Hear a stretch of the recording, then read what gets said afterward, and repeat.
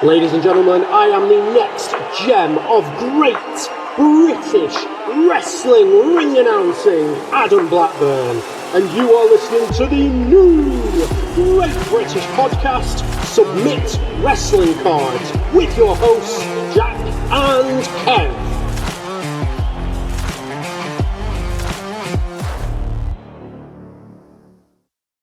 Well, hello and welcome to another edition of the Submit Wrestling Cards podcast video content with myself, Jack, and my soulful co-presenter. Introduce yourself. Wow, it's brother love. Such a romance about that one. Yeah, Kev Williams, everyone, here at Submit Wrestling Cards. So welcome aboard for another crazy episode.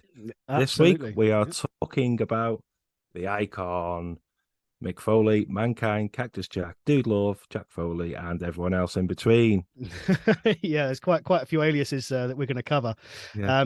So we had a poll up on the page, and the poll was between Mick Foley and Sting, and I think quite convincingly Mick won, which is a tough one, really. It's a tough, if you're talking about legacies, that massive legacies between both of them. But yeah, Mick Foley.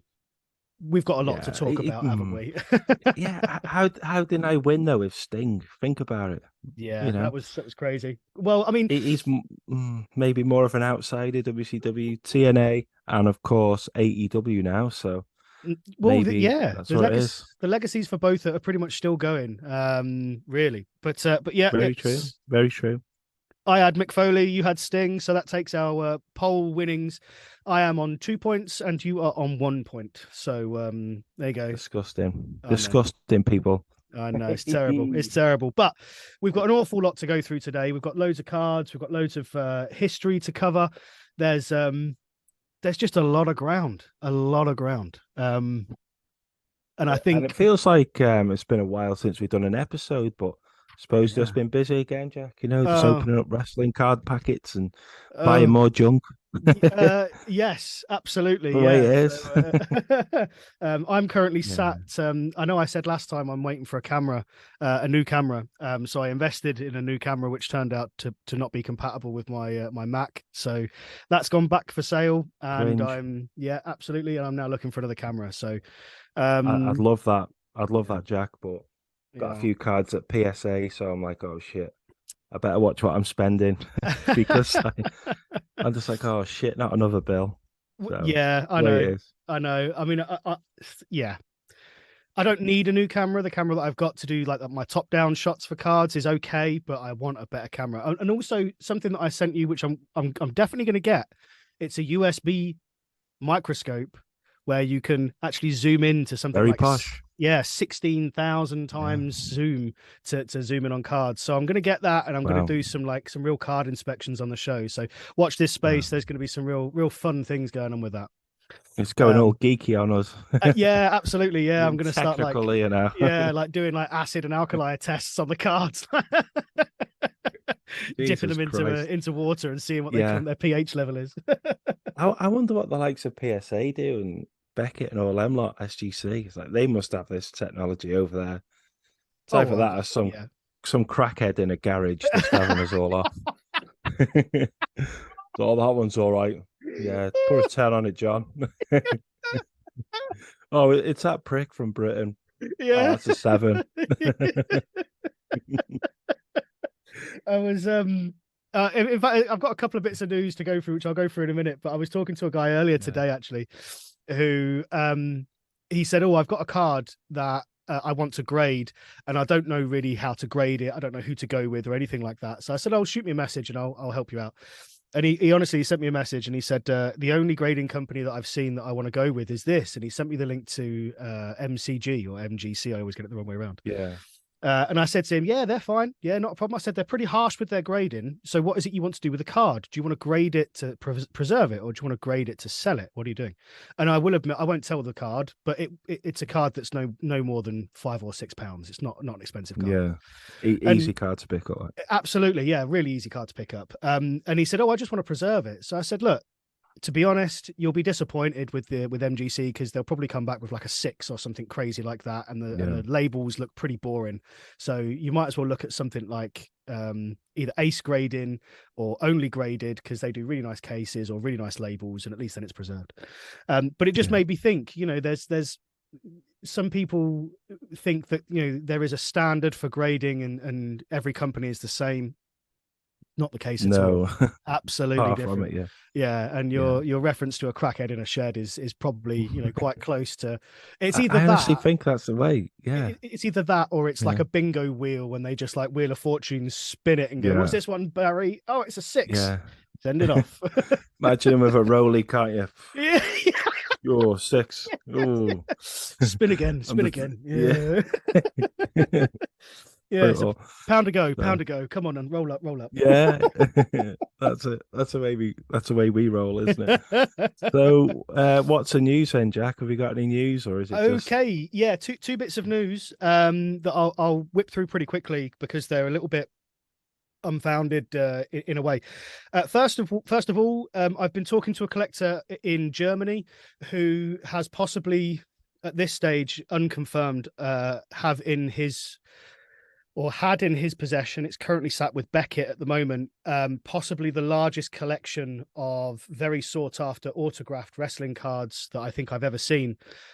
Multiple Owen Harts, multiple British Bulldogs, multiple Bam Bam Bigelow, Brett, Undertaker, Tatanka, multiple signatures on lots of chase cards, purchased from not purchased, but in some weird way, a huge collector from Germany is liquidating their stock. And this gentleman that I'm talking to has been tasked with liquidating quite a lot of this customer's stock. And he is, I would say, a little bit in over his head. Hockey cards, basketball, baseball, signatures from all sorts. A Michael Jackson card. Wow. Autographed. Incredible. So some really, really high-end pieces. They're currently sat with Beckett. Beckett has currently, in the last couple of days, flagged the collection as with a problem. Which is a good thing, you know. Yes. Yeah. I had warned this. So this collector's not very familiar with wrestling. They're not really too familiar with the names and things like that. I had advised them that by sending it to Beckett or PSA, whichever one they chose, you are likely to be probably interrogated because they will want to know dates, times, events. The problem is that this person who has sent it into Beckett wasn't the one who got them signed. They're from the original owner. So I have advised him to go and get as much information from the original owner as possible, provide that to Beckett and see what they come back with. Pick up the information, any photographs, even like receipts from an event. Yeah. They're so helpful. And it's something that I'm learning as we go on. It's like, why would I want a receipt? I've only met Hulk Hogan or Bret Hart, or, you know, then years down the line, it's like, oh, actually, I'm glad I did get something just to say. Exactly right. And a lot of these were taken in the mid-90s when things were probably a lot looser. Easy business then, wasn't it? Yeah. So it may prove, I mean, watch this space. We may have uncovered the largest collection of single sort of collector's autographs for a lot of chase wrestlers in recent years, or we may have an unconfirmed, unauthenticated lot of cards that look genuinely authentic, but can't be authenticated. So we don't know at this stage. So watch this space. Once things start getting authenticated, hopefully, fingers crossed, they should do. When that happens, I'll start putting some more news on the page and start getting some more information out to the community. Pardon me. Sorry. The next bit of news. Very recently, a very, very large discovery of 1985 Topps All-Stars black wax packs have been discovered. Don't know in total exactly how many, but we're talking multiple cases. You probably have seen them across some of the sites. There's quite a few people that have become involved with these, and they are going up for sale. We will start seeing very shortly the market becoming quite flooded with these, just by the nature of them being discovered. They weren't exactly hidden away in for people not to find. They were found in open sight on Facebook Marketplace. They were also listed on eBay as well. So they were available and they were known to the community to a certain extent. Yeah. My only thing that I will point out, They were found with some of the boxes having water damage. The packs that were affected have been thoroughly inspected, and those packs have been opened. Any of the cards that have got water damage on them have been either destroyed or just taken out of the collection because they don't need to be in the community, that they were damaged. But the rest of them now that are remaining are absolutely mint. They're already, some of them, going off to PSA and Beckett. So we've got Graded Hulk Hogan in the packet. Yeah. Simple as that. Yeah, there's even David Peck only very recently put on Twitter a graded pack of that set. So they will, incredible. PSA will grade the pack. So if you do get a sealed pack, you can have it graded. So yeah, again, watch this space. The market's going to become awash with those probably quite quickly. To be honest, Jack, that was pick WF cards, and that was 3 months back in the UK. If you remember, it was an auction, and I thought, well, I need to get that one. So I'm not too far off now on having, I wouldn't say the complete collection, but the collection that I want of from 1985 to 2002 packets all sealed. Trying to get one of each. There's a few I need, but I'm like, I don't know. It'll take a while to pick up. So sealed packets, fun. Yeah, sealed packets are good. I mean, I've got a small collection. I'm not going to say I've got a very big collection, or maybe that'll be something we'll go through on an episode one day and show off some sealed packets. The problem is we just like opening them. That's the issue. Yeah, you get itchy feet, itchy fingers to start opening them up. It's like, I wonder if there's like a Hulk Hogan rookie in here or a sign. Oh, you can't help yourself, can you? You can't help yourself. I know what you mean. Funny enough, Adam, I was speaking to him, and he sent me some WWE face-off cards the day they arrived. So I've opened the pack up already. I picked out, it's upside down. Yeah. I picked out a CM Punk. I was like, yeah, that's okay. It's not the rarest ever, but they lasted all of 5 minutes in my hand sealed up. I was like, oh, God, I need to open them. I just need that one. It's like, after, oh, shit. Why did I keep them sealed? What an idiot. Probably the good thing with some of the modern packs that you don't feel that bad opening some of the modern ones because they're almost 10 a penny. 100%. One thing 100%. That I did, I bought a few packs off of Adam. If you're not familiar with Adam, the voiceover that does our introduction for the videos is Adam, and he quite regularly comes into touch with quite a few sealed packs of various cards and things. He'd sent me over a couple of sealed packs from the SmackDown 2000 sticker set. I opened a pack on our YouTube page the other day on one of the shorts. On the channel, yeah, I quite liked it. I like the cards. I've now gone and had a little dig around into the set to see what else is there, and they look quite good. I went to look for some other sealed packs, and yeah, they're about £3 or £4 each. So I might get a few more packs. I've still got 2 packs sat upstairs, sealed. Watch this space. Yeah, I quite liked them. I thought they were quite good. So yeah. Right. So there we are. And complete as well. Need to complete that set, so part of the fun. Yeah, absolutely. So let's move on to the episode. So the content of this entire episode is all going to be around Mick Foley. So the many, many, many faces and characters of Mick Foley. So as normal, what we'll do is we will set up ourselves with a little bit of a tranquil introduction and a description to the lifestyle of, and that is history with Kev. So Kev, take it away. I will include the music here, by the way. Right, Mick Foley was born on the 7th of July 1965, and of course he was a wrestling fan growing up, and if you remember, he's been in plenty of WWE videos as he hitchhiked to Madison Square Garden to see Jimmy Snuka wrestle Don Morocco, where he died off the top of the cage. As a wrestler himself, he debuted way back in 1983. So that's 40 years ago, which is quite impressive. Then from there, he'd wrestle in plenty of territories in the USA.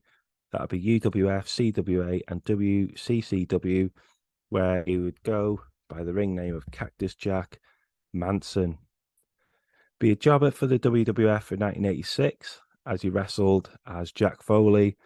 Then in 91, he joined WCW and he competed there till 94. He had some famous matches with Vader, and in one match he had his ear ripped off in Munich, Germany. He'd be involved in the indie scene from 94 to 96. Then from that, he'd be involved with ECW and Japanese wrestling with his hardcore style. Then he'd end up in WWF in 1996 as Mankind. Remember to 96, he had some awesome matches with The Undertaker. From then on, he'd be the Three Faces of Foley, Mankind, Cactus Jack, Dude Love. One of his greatest matches was King of the Ring 98, where he was chucked off the top of Hell in a Cell. Then on the 29th of December 98, the same year, he won the title by beating The Rock on Monday Night Raw. Come 2000, his career was pretty much done. Age 36, he competed in the Royal Rumble, where he fought Triple H in a street fight. It's one of the best matches you could see. And as from then, what would we say? Like semi-retired, didn't really get involved as much. He's still doing a little bit with Ring of Honor, TNA, from a WWE Hall of Famer. He had his own comedy tours, continued to release loads and loads of books. Of course, Mick Foley is a movie star. So that's history with Kev. Wow. Bang, Yeah, bang. it's a lot to there's a lot to unpack. I'm very actually quite surprised you managed to get all of that in within the space of about 4 or 5 minutes. I was expecting a good like 10 minutes later, and it's just like 1991. Yeah. Here's snoring from your behalf. Yeah. That wasn't that bad. Yeah. Well, yeah, I mean, there's you've I'm not going to say you've glossed over, because there's going to be an awful lot we're going to go through anyway, but yeah, wrestling legend, man. Huge. 40 years. Yeah, that's crazy. Absolutely crazy. And I think as well that even with some of the organizations that with all of the organizations he's been with, he's been at the top towards the end or at some point. And there's some sort of comments that I think we'll go through and I know that I've got that I'll make that will make you think, well, clearly people knew the talent that he had. And let's be honest, he was never the most ripped guy. He was never the most muscliest. He was never, he didn't have those physical attributes that people like Vince wanted at the time of the sort of early and mid 90s. 100%. So he never had those, but did that stop him? No.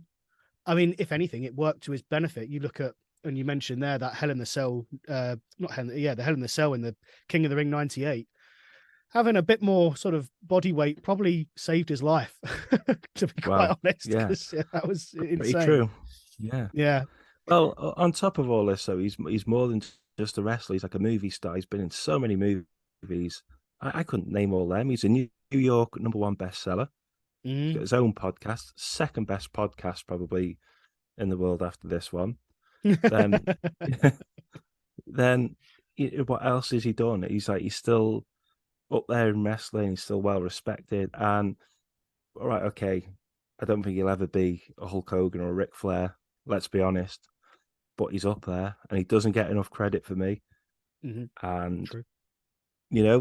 I think that's why we're talking about the wrestling cards today, just to give him a bit of recognition for how good he really is and what he's done for wrestling, isn't it? Absolutely. It's odd, isn't it? Because if you was to give most wrestling fans, okay, you've got 10 spots to fill your legends in, you could probably say that he probably miss out on a lot of people's top 10s. And then when you were to say his name and go, why is Mick Foley not in there? Likely they'd go, oh, of course, yeah. Why didn't I put why did I put so and so in over Mick Foley? And that's a really weird thing to think, isn't it? That for some people he's almost so forgettable, but as soon as you remind people of him and his impact, and again, similar to Michael Hayes, his impact later on in his career with the WWF and with wrestling talent, it's mind-blowing, and people quite quickly go, oh yeah, I remember that Hell in the Cell match. And he's probably sick to death of people talking about just that one match, because his career is so enormous and the impact is so enormous as well. So Yeah, I mean, there's a lot to go through, so we could blather on all day about this because I think he's easily, unbelievable. easily one of our favorites. So yeah, Damn right. let's have a look and see what we've got. So what we'll do, we'll share the screen. We've got some bits to talk about and some cards and all kinds of crazy stuff to go through. So let's cue some of these stuff up. Right, where are we? Let's go with that screen there, I believe, and we should now be looking. Ta-da! There we are. So the 1993 yearbook. I think, yeah, this one's quite an interesting one because I try and pick out the official rookie, and I believe it to be this one because that's the official release where it actually features his name. Mm-hmm. Because the others that we will show, he's somewhat of a competitor to someone else. So this one, well, these cards alone are pretty damn awesome. And it was released in late 1992, even though it's got 93 written all over it, which is traditional for WCW to mess things up, I suppose. So, what cards have we got there, Jack? It's the next page, I think, isn't it? Next page we've got. Oh, wrong way. that one's just the sticker book, isn't it? Right, okay. Yeah, so as we were saying, like these are from 92 now. This is a sticker book from Euroflash. And you see on the bottom left of the screen, you've got Cactus Jack, nailing Sting, and a wrestling move. So it's not really like his card with his name. So this has gone under the Sting banner. And for some reason, why would WCW have their number one star getting beat up on on his first page? This is exactly what I was going to say. So for those, if you're listening to this, this is the first page of quite a common sticker book for WCW. As Kev said, it's the Euroflash 1992 WCW sticker book. This is sticker number 5. Now, on this page is a massive picture of Sting. This is the very first page. As soon as you open the book, massive picture of Sting. You've got a 4-part sticker of Sting, again, at the top, quite prevalent on the page. And then the only other sticker on this page in the bottom corner is Cactus Jack putting Sting in an armbar with Sting bent over, grimacing. So Cactus Jack is not mentioned on this page, or Mick Foley is not mentioned on this page at all, but we're now the 5th sticker into their yearly sticker book, and he's on the page beating up Sting. So it's a bit of a crazy situation. The logic? Yeah, it doesn't really make much sense. Yeah. Now, there's a couple of things that I wonder was happening here, and it's probably more likely that I'm overthinking this. Was this done to give Mick a bit of a push? Because they probably recognized that he had the talent and that he was going to be a good draw. So did they do this to get him as a push towards the front? Maybe. Possibly. I don't know how much of the design phase would have been down to WCW versus Euroflash. I don't know. WCW probably signed it off, but did they pay much attention? Again, I don't know. So highly unlikely, isn't it? Yeah, it's a bit of an odd one, but nonetheless, 1992, he's there on the very first page of the sticker book, but he's not named. So yeah, you can say that's a rookie. There's different schools of thought there. Page number 2 from the same sticker album, and it's Cactus Jack poking the eyes out of Sting yet again. Yeah. So this is page 2, sticker number 6 in Sting's section, and he's already been beat up twice in 2 different stickers. We're only 6 stickers into the book. Crazy. Yeah. Again, bit of an odd one. Again, were they doing it to give him a push? Don't know entirely. There's just a close up of the actual sticker itself. Again. So these were his first 2 stickers that were released of 92, but they don't promote his name or give him any credit to that, because if you're not a wrestling fan, you don't know who that is. Mm-hmm. No, absolutely. You're thinking that could be anyone. Yeah, you don't know. You've got no indication. There's no. Sometimes on the pages they'll have so and so versus this, and they were getting a hard time from that kind of stuff. But you don't get any of that in the sticker book. It's just not there at all. No. And as I say, this is why I'd say this is like his first rookie, because the top right hand corner there, you've got Cactus Jack, where who is he nailing there? Is it Steamboat with a clothesline, or could be? Could be, yeah. So he's wrestling there. He's doing what he does best, isn't it? So I'd say that would it be his rookie card? I don't know, but it's definitely an early one of him because I've not seen any chromey WCW cards of him. No, I don't think there are any chromey ones. No, which, by the way, today, Jack, we noticed there could be a few fakes of them floating about. So be wary, wrestling fans. Yeah, we could have covered that in the news. Yeah, I did forget. Yeah, there's a post. I think that have you put it on the page yet? Oh, we'll put it on the page. We'll do it, yeah, there's someone's bought a pack of the chromey cards, and the coloring is quite different to the ones that are normal. So, and the chromey cards are quite expensive because they contain quite a few rookies. So yeah, we'll put a post up on the page. Just have a quick talk through some of the other people on this here. Where did this actually come from as well? So this is a perforated sheet from a magazine, yeah? Yeah, it's I think it was a UK magazine. So just the standard WCW magazine, the monthly magazine, but they've gone for the annual yearly review, and you got stunning Steve Austin on the left-hand side, Johnny B. Bad in the middle, Cactus Jack, we've seen that one. Shane Douglas probably is rookie as well. Van Hammer wrestling Cactus Jack. That's an even better shot than where he's wrestling, I suppose. Who have we got there to the right? Is that Vader, or I can't quite see? Oh, no. Missy Hyatt, sorry.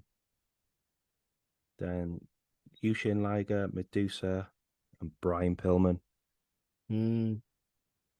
Yeah, so legends. Yeah, some big names on there, and this is a perforated sheet, as Kev said there. It's from a magazine. I can't remember exactly which magazine it is, and they're not that expensive to pick up. Not really. I've got a half torn page for some reason. Someone's only torn half of the cards out, and then they're loose. I don't know why someone would do that, but they're not too expensive.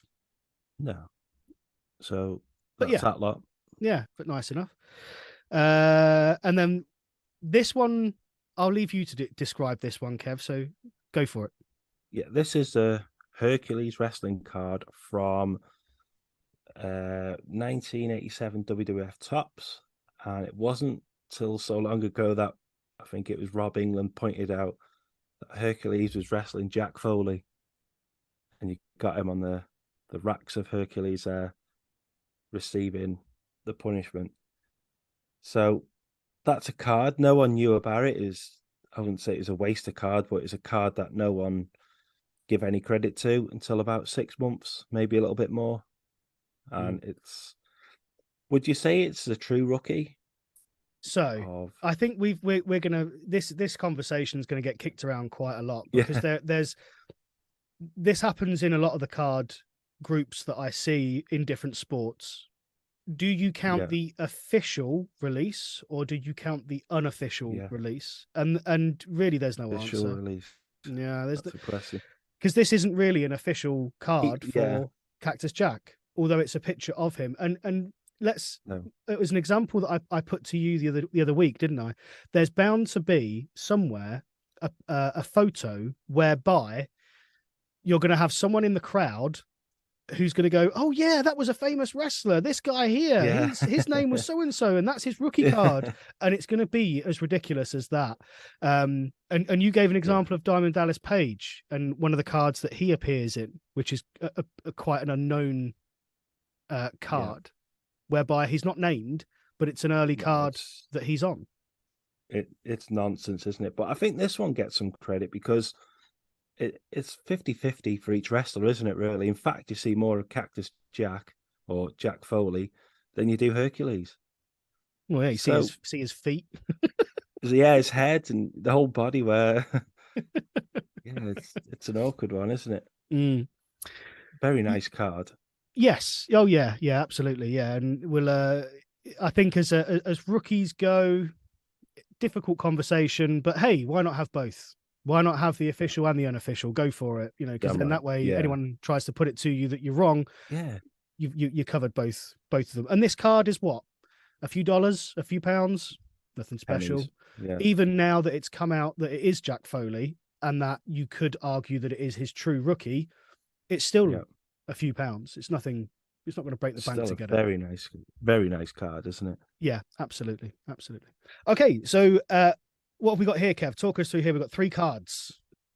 Yeah, this is from the No Mercy set. I think it's 2001. And it's just from some of Mick Foley's greatest matches. You've got, I think that is the Royal Rumble from 99 with the Rock top left.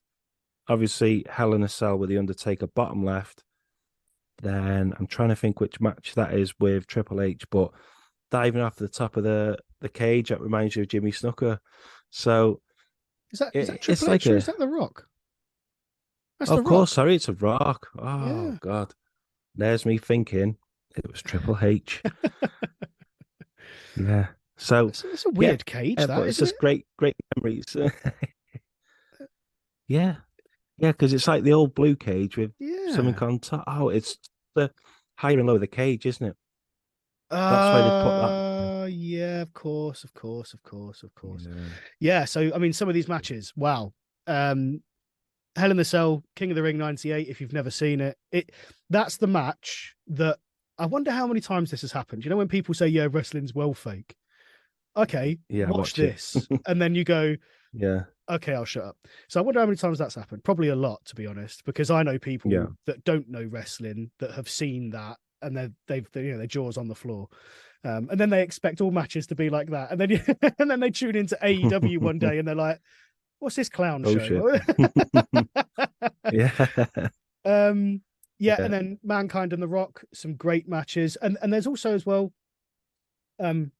I think we were speaking about this the other day, specifically for this episode here, the Beyond the Mat documentary where you see The Rock and Mankind backstage laughing and joking with Brett's kids and things like that. And that's probably one of the more wholesome backstage clips I think that exists, really.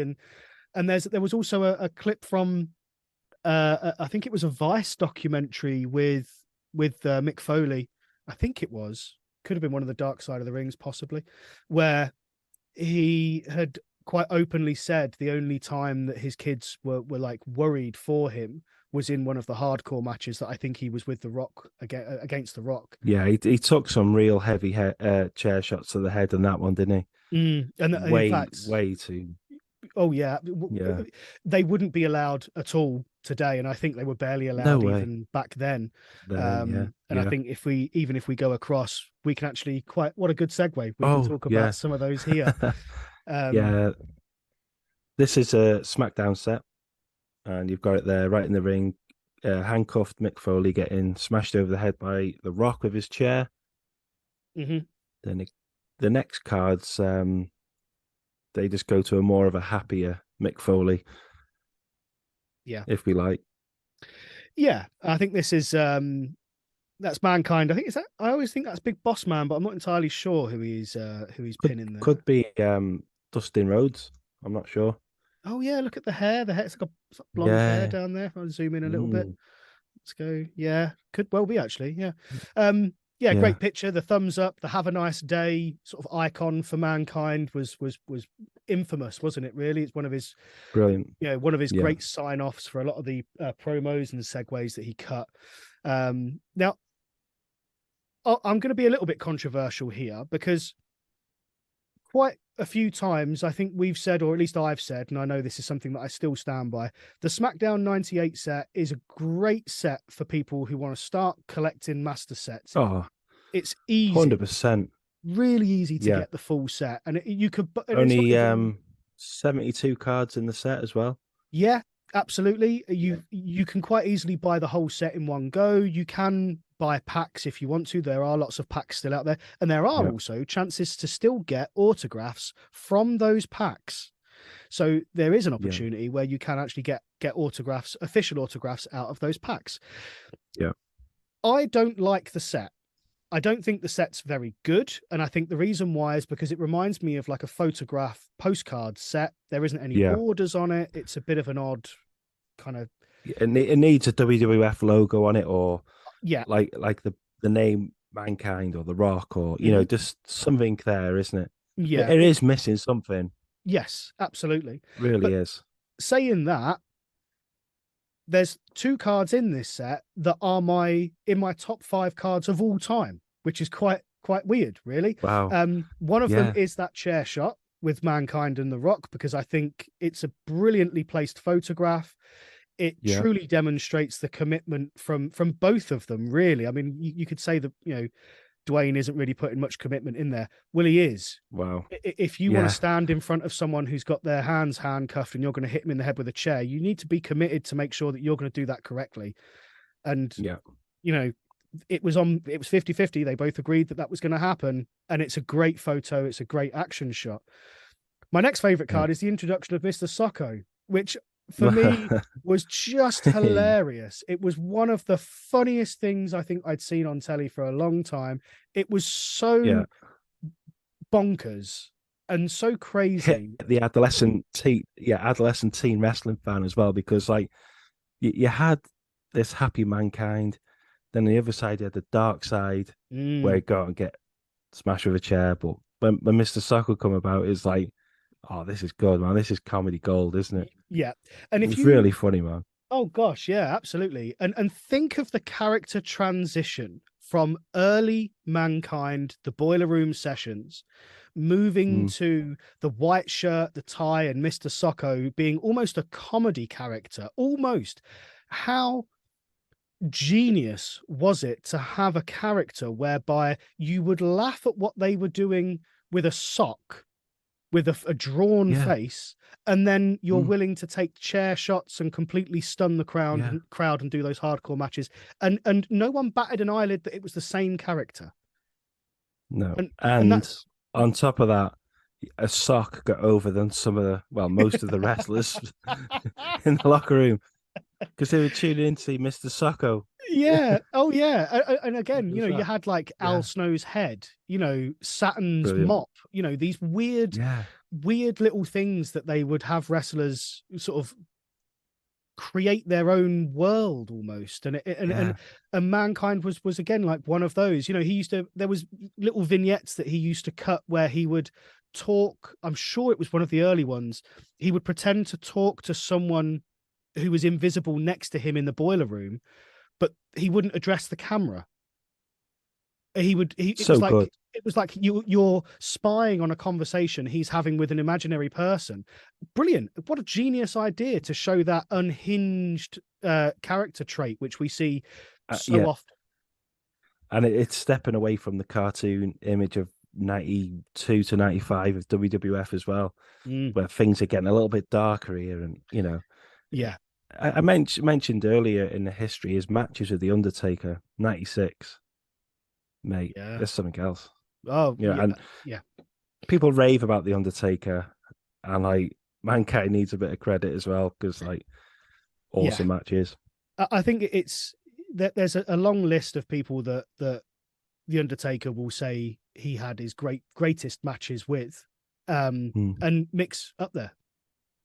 And think of all the people, all the matches that Undertaker's had, and again, Mick is definitely going to be up there, I'd say, with top 5. You're going to have Shawn Michaels, you're going to have Bret, you're going to have Bret Hart, you're going to have Mick. There'll be others as well that I'm completely forgetting. Of course, El Gigante is going to be on that list, absolutely, with some of his greatest matches. His perfect athleticism and everything else. Yeah, absolutely. So. Yeah, I think the characters of Mick, we're going to see, I think it's on the next picture or maybe in a couple of pictures' time, just the way that he curated these characters just fed in so well to, just what he was doing, really, and how he was, how he was taken on board by other people. So let's, what do we got here? Okay, we've got a couple of things to talk through here. Yes, go for it.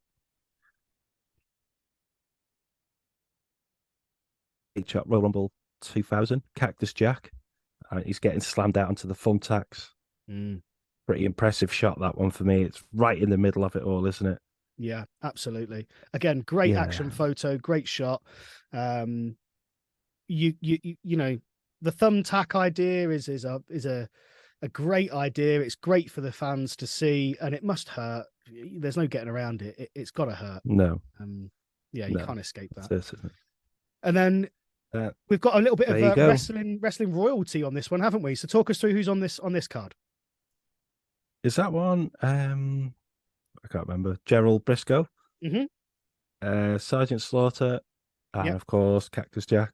Sorry, Mankind, as he is. So this is him With holding the up hardcore the title, yeah. Yeah, holding up the hardcore title. So we've got his arm around Gerald Briscoe and Sergeant Slaughter handing him the hardcore belt. And yeah, again, Sergeant Slaughter being in the background for wrestling for many years after he'd officially retired as a wrestler, and Gerald Briscoe, a name that should be synonymous with most wrestling fans from that era. So yeah, That's it. good stuff. It's just a cool card. This is from the Superstars set of 98 Comic Images, WWF, and it's a three faces of Foley. So to the left, Mankind, in the middle, Dude Love, and on the right, Cactus Jack with his baseball bat. You don't have to talk, just look at them cards. If you could photo shoot any of Mankind's poses, that would be it. Any of Dude's Love poses, that would be it. And any of Cactus Jack's, that would be it. And you got them in a trading card set. Great. And great easy set. to pick up. Yeah, dead easy. Yeah, absolutely. Again, talking about the impact that he had. He Amazing. did that through the characters that he created. And you could say, okay, Mankind and Cactus Jack maybe a little bit similar, maybe.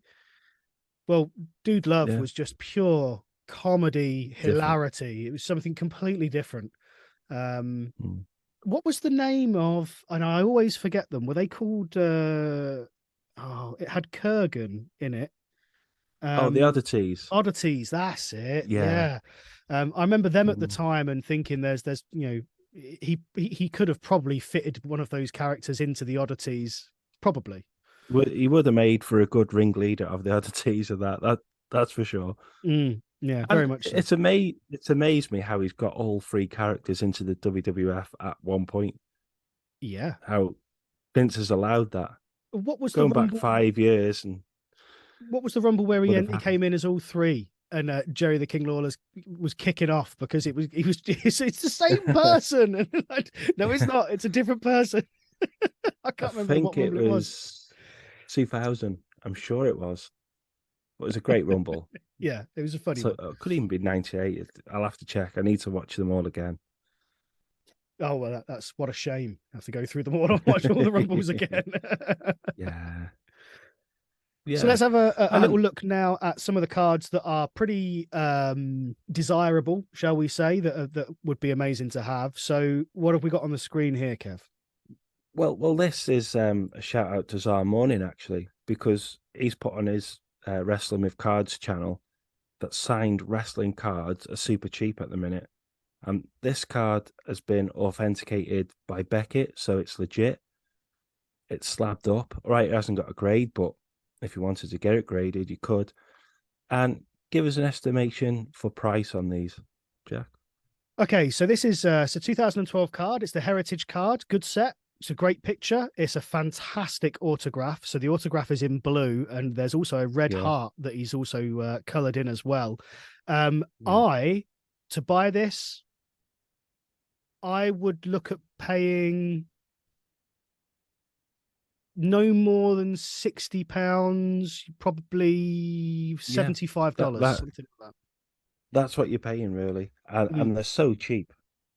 Yeah. So affordable, aren't they? I mean, if you're a Dude Love fan or that's a great card. Mick Foley fan. Yeah, great. I'd love to own it. It's pretty much cheaper than going to any convention to get them on signed, isn't it?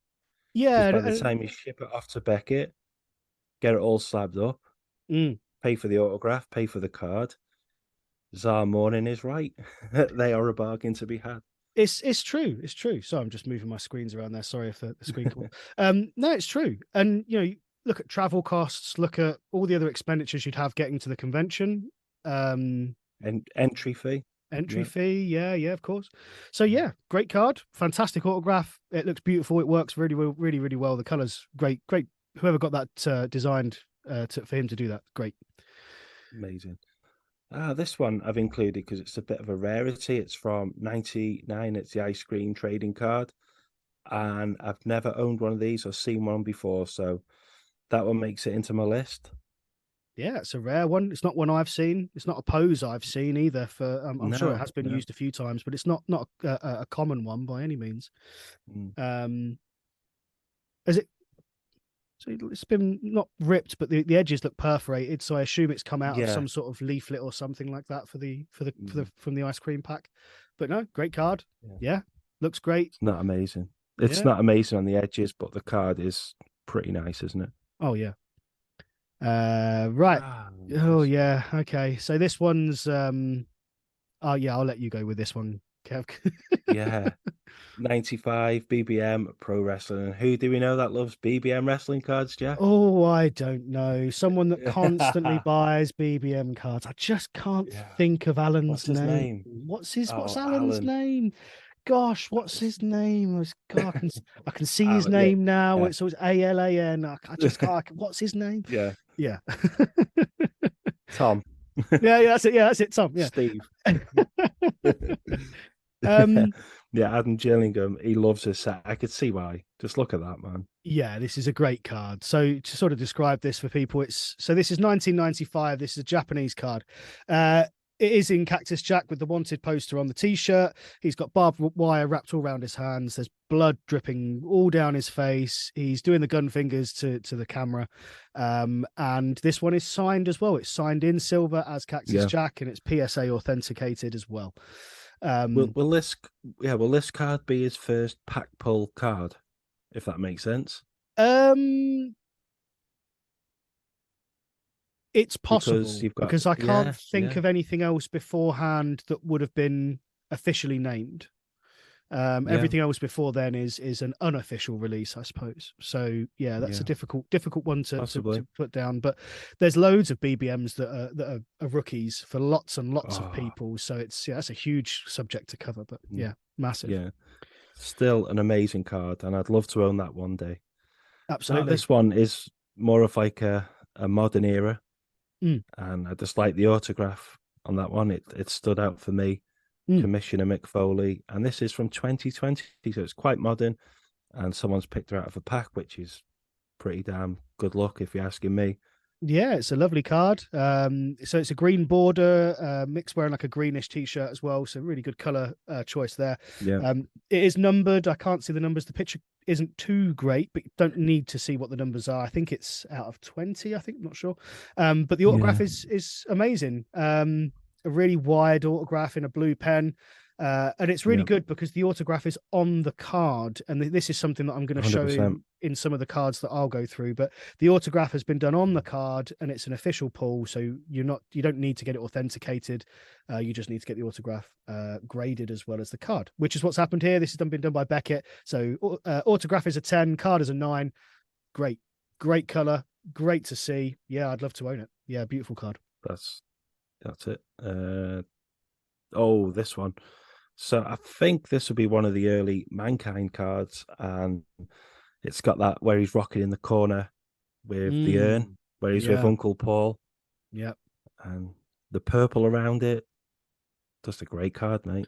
Yeah, so this is from one of the magazines, from one of the WWF magazines. They're all perforated, so you're never going to get around that. There is, in some rare occasions, an exclusion with PSA for hand cut. However, I believe that it needs to be authenticated by PSA that they have trusted someone who has hand cut the card. It's a very weird one. I've never got my head around it. However, if the card is perforated, they can also exclude edges as a grade. And again, haven't got my head around it. I'm still trying to figure that one out. However, the card. Signed by Mick in silver. Great signature. Yeah, perfect and great picture. Mankind rocking in the corner of the ring with the urn. You can hear him, can't you? You can hear that high pitched squeal that he used to do. Yeah, great. So good. Great card. Right. So that's all the cards that you had from your side. So I'm just going to stop sharing for a second for those watching on. I will say they're not all my cards. That's what I've pinched off eBay and what I've got my eyes on, and most of them are probably in my watch list. Yeah. Look at them every now and then and cry a little bit. Yeah. Damn. Right, let's get myself set up. So, right, let's share my screen and we will go forward from there. So, right, first card. Oh, what's that? Oh, as if like magic. Right. So we've already covered the card, but I'm bringing it up here just as a demonstration. A wind up. Just a little bit. So Just yes, take the piss out of me. you had your opportunity and you decided not to do it. There was a consignment to send in to Mick Foley a couple of months back. I got this card signed and the Euroflash 92 card signed. So if we're going to argue about rookies, I've not got an official rookie. I've got unofficial rookies, both signed. But what's happened here, and which I agreed to, which I thought was quite good, and which is, again, optional. Mick signed this as Jack Foley.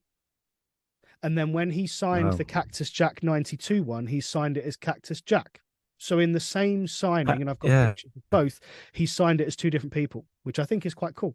I was going to say, how many Jack Foley autographs are out there? Yeah, I can't imagine too many. Not sure. Yeah. But again, it's a great card. I will at some point try and get this slabbed up. I have got photos and proof that it happened, so I can authenticate it in that sense. It's a cool card. It's a cool card, and you know, I think this is a card that's going to go places. That is $2-3 today. Well, it'll be in 10 years. Absolutely, you've done a great job on this one, Jack. Yeah, it's one of my favorites. Yeah, I'm really happy that I got it done. And originally, I was just happy for him to sign it as Mick Foley. But when they asked, I said, "Oh, actually, no, put it as Jack. Put it as Jack, because I think that'd be really good." Go for it, yeah. So I mentioned earlier about signatures being on cards, and officially on cards, like that green card you had from 2020. Yeah. So, gonna have a little look here. This is a Leafs Generation card, or a Leafs Ultimate Stars card, sorry. Beautiful card. It's the sapphire color. So it's only up to 25. Now, my issue with this card, as you can see from the autograph, this has been what's called a strip autograph. And what that means is that they give the person a A4 piece of paper that has about 40 sticker strips on it.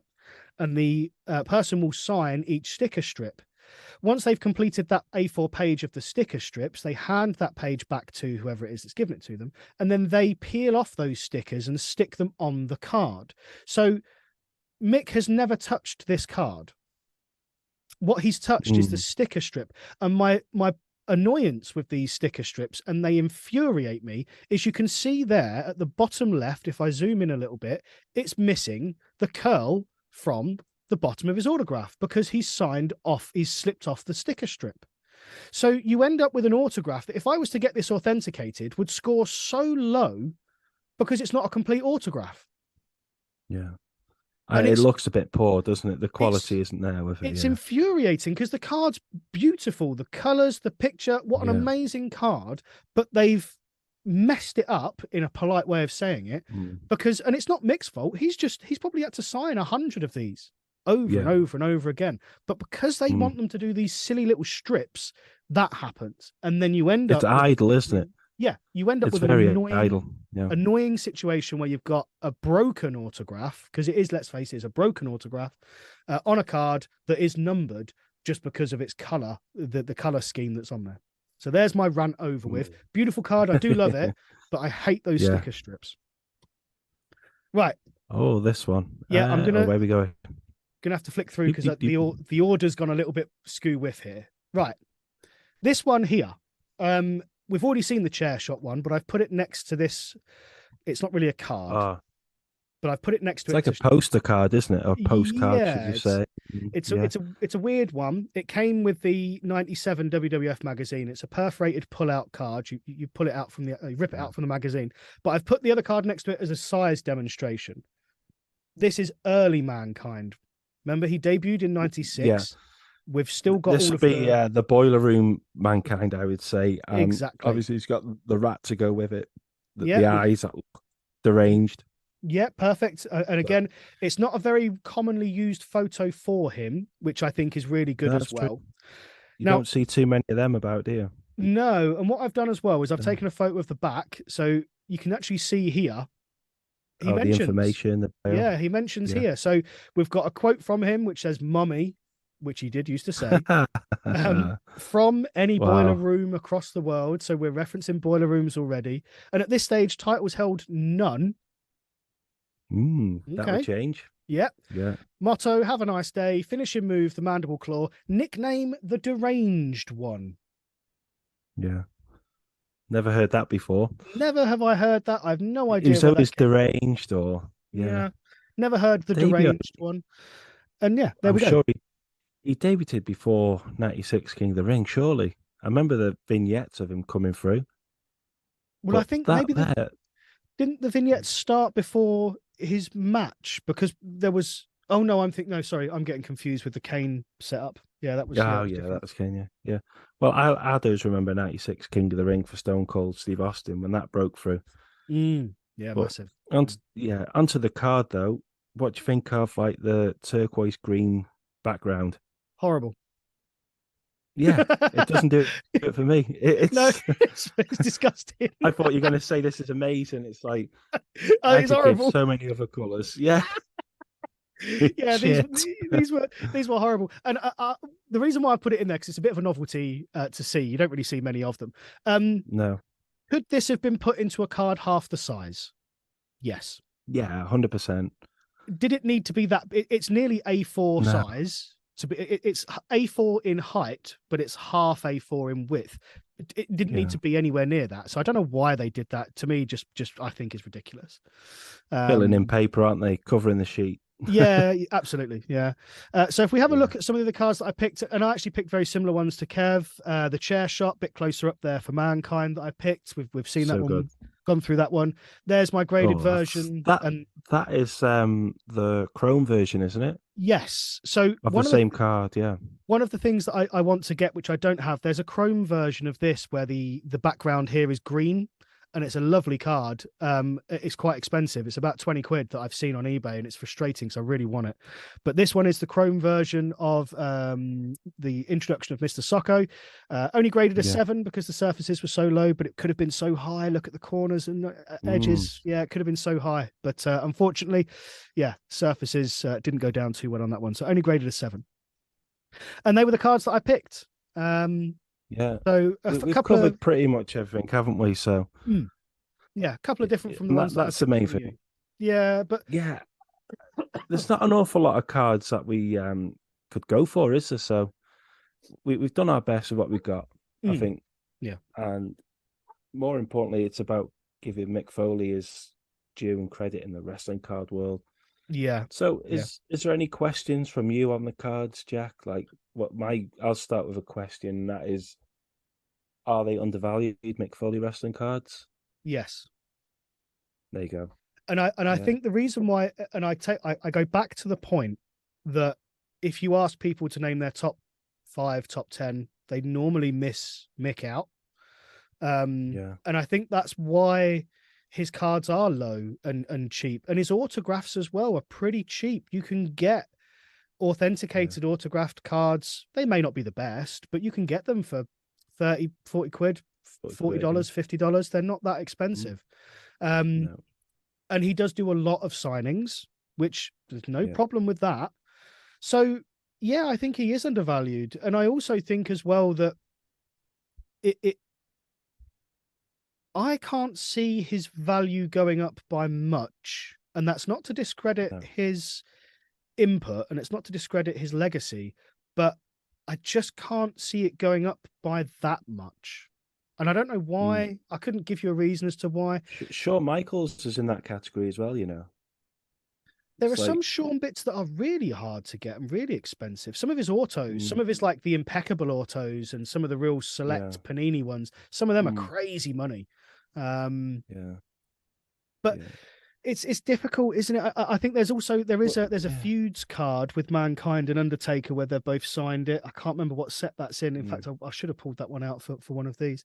And it's not a very good card. That's the other thing, isn't it? If you've got a good card, you're halfway there. Yeah, let me see if I can find it in the few seconds we've got remaining of this show. Let me see if I can find. No, I don't want a notification from eBay. Go away. You're not bidding on it today. Let's see if I can find the card, because I might just be able to share the screen from. Yeah. No, it's not going to list it, is it? Yeah, but they don't have to be worth thousands to appreciate them. Like, that's the thing with wrestling cards. And like the WCW sticker, I've had that for about 5 years now. I think I pulled it off eBay very cheap, and it was like, never even thought of value or anything like that. I just thought, I just want that sticker. It's so good. And it's not only got Mick Foley, it's got Sting as well. It's two of the greats from that time.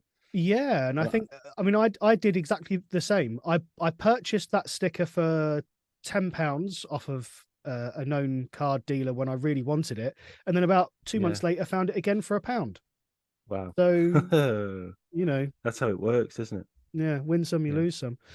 No, I can't find this this dual autograph. It's pretty rare. I know it's numbered like 1 to 5 or something crazy like that. So, hang on, that's quite nice. Hang on, let me just share this on a very last. There we go. Very last sharing session here. Let me share this. I didn't see this. Which WWE diva is this now? This is the Siam printing plate for the 2004 Mankind versus The Rock. Can you see? Are you see? Oh, it's not. Oh, here we go. I'm sharing it now. I wasn't sharing it before. Oh, yeah, that's a good one. Yeah. So that's like the Rumble one, isn't it, as well? Yeah, this plate is one of a kind collectible. Look at that. Hadn't seen that. It was only 80 quid. Well, sorry, 65 quid. Yeah, only. But then again, you could have got me at that one. Folks for the US, this is what we're dealing with here in the UK. We're paying nearly 20% import fees there. But no, it's a nice card. Nice printing plate there. There we go. Right, I'll stop sharing now, otherwise I'll be here for hours. Right, anything more from you, Kev, to add? Otherwise, we'll keep going for over and over. No, that's it. That's it. We've covered Mankind, Mick Foley. That's it. We've done him. We've done it. Done the job.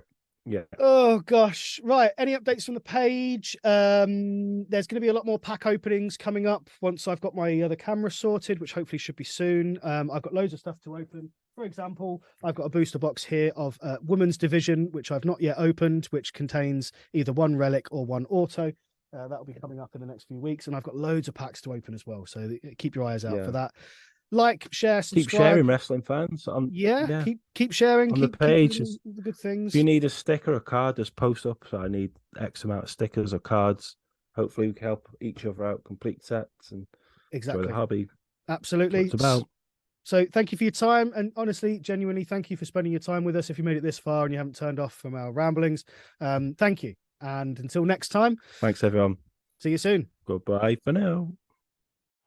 And that about wraps it up for another edition of the Submit Wrestling Cards podcast with myself, Jack, and my good friend, Kev. Make sure you follow us on Facebook, Twitter, and on YouTube, and keep an eye out for the next upcoming episodes. And now a quick word from our sponsor, Wrestling Cards Worldwide.